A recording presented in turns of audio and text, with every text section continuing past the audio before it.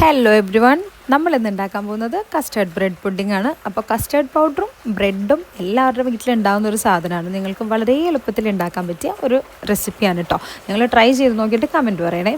അപ്പോൾ അത് ഉണ്ടാക്കാൻ വേണ്ടിയിട്ട് ഒരു 3-4 ടീസ്പൂൺ കസ്റ്റേർഡ് പൗഡർ എടുത്ത് ഞാൻ ഒരു പാലിൽ മിക്സ് ചെയ്ത് മാറ്റി വെച്ചിട്ടുണ്ടായിരുന്നു. ബാക്കി പാല് 1/2 ലിറ്റർ പാലിലാണ് കേട്ടോ നമ്മൾ ഉണ്ടാക്കുന്നത്. ബാക്കി പാല് ഞാൻ പാനിലേക്ക് ഒഴിച്ച് ആവശ്യത്തിന് പഞ്ചസാരയും കൂടി ഇട്ടിട്ട് മിക്സ് ചെയ്യുന്നുണ്ട്. അപ്പോൾ ഈ കസ്റ്റേർഡിൻ്റെ മിക്സിൽ ഞാൻ കണ്ടൻസ്ഡ് മിൽക്ക് ആഡ് ചെയ്തിട്ടുണ്ട്. അത് ഞാൻ വീഡിയോ എടുക്കാൻ മറന്നു പോയതാണ്. അപ്പോൾ അതും കൂടി ആഡ് ചെയ്തേക്കണാറ് ഞാൻ പഞ്ചസാര വളരെ കുറച്ചാണ് ഇട്ടിട്ടുള്ളൂ. നിങ്ങൾക്ക് നിങ്ങളുടെ മധുരത്തിനനുസരിച്ച് എത്ര വേണേലും ആഡ് ചെയ്യാം.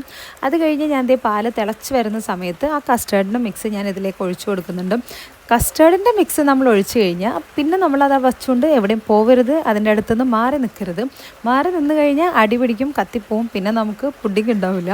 അപ്പോൾ നമ്മൾ അത്യാവശ്യം നന്നായിട്ടൊന്ന് ഇളക്കി കൊടുക്കുക. ഈ ഒരു തിക്കിൽ വരുമ്പോഴേക്കും നമ്മൾ കുറച്ച് ഒന്ന് ബ്രെഡ് സോക്ക് ചെയ്യാൻ വേണ്ടിയിട്ട് മാറ്റി വെക്കുന്നുണ്ട്. അതും വീഡിയോ എടുത്തില്ല എന്ന് തോന്നണം. അപ്പോൾ നമ്മളത് മാറ്റി വെച്ചിട്ടുണ്ട്.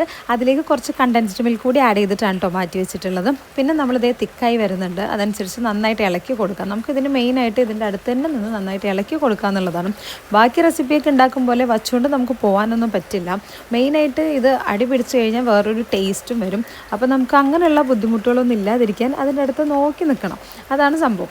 നമ്മൾ ഏകദേശം ആയി വരുന്ന സമയത്ത് ഇളക്കുന്ന ആ ഒരു ടൈമിൽ നമുക്ക് ഈ പാൻ അടിയിൽ ഇങ്ങനെ കാണാൻ പറ്റും. അത് അതിൻ്റെ ഒരു കൺസിസ്റ്റൻസി റെഡിയായി വരുന്നുണ്ട് എന്നുള്ള ഒരു എക്സാമ്പിളാണ്. അപ്പോൾ നമ്മൾ നല്ലപോലെ ഒന്ന് മിക്സ് ചെയ്ത് കഴിഞ്ഞാൽ സംഭവം സെറ്റായിട്ടുണ്ട്. പിന്നെ ഒന്ന് തിളച്ച് വരുമ്പോഴേക്കും നമുക്ക് ഓഫ് ചെയ്യാം. തണുത്ത് കഴിയുമ്പോൾ ആ ഒരു സംഭവം സെറ്റായി നമുക്ക് കിട്ടിക്കോളും. ഇനി നമുക്കിതൊന്ന് ചൂടാറിയിട്ട് വേണം സെറ്റ് ചെയ്യാൻ. അപ്പോൾ ഞാൻ ചൂടാറാൻ വേണ്ടിയൊക്കെ വെച്ചിട്ടുണ്ടായിരുന്നു. ഇതേ ഞാൻ ആ മിക്സിലേക്ക് കണ്ടൻസ്ഡ് മിൽക്ക് ആഡ് ചെയ്യുന്നുണ്ട്. ആ ലൂസ് ആയിട്ട് വന്ന ഒരു സംഭവം ഞാൻ മാറ്റി വെച്ചില്ലേ അതിലേക്ക്. പിന്നെ നമ്മളിതേ ബ്രെഡ് വെച്ച് കൊടുക്കുന്നുണ്ട്. ബ്രെഡിൻ്റെ സൈഡൊന്നും ഞാൻ കട്ട് ചെയ്യുന്നില്ല കേട്ടോ. നമ്മൾ ഈ മിക്സ് ഇട്ട് സോക്ക് ചെയ്യുന്നത് കൊണ്ട് തന്നെ സൈഡ് കട്ട് ചെയ്യേണ്ട ആവശ്യമൊന്നുമില്ല.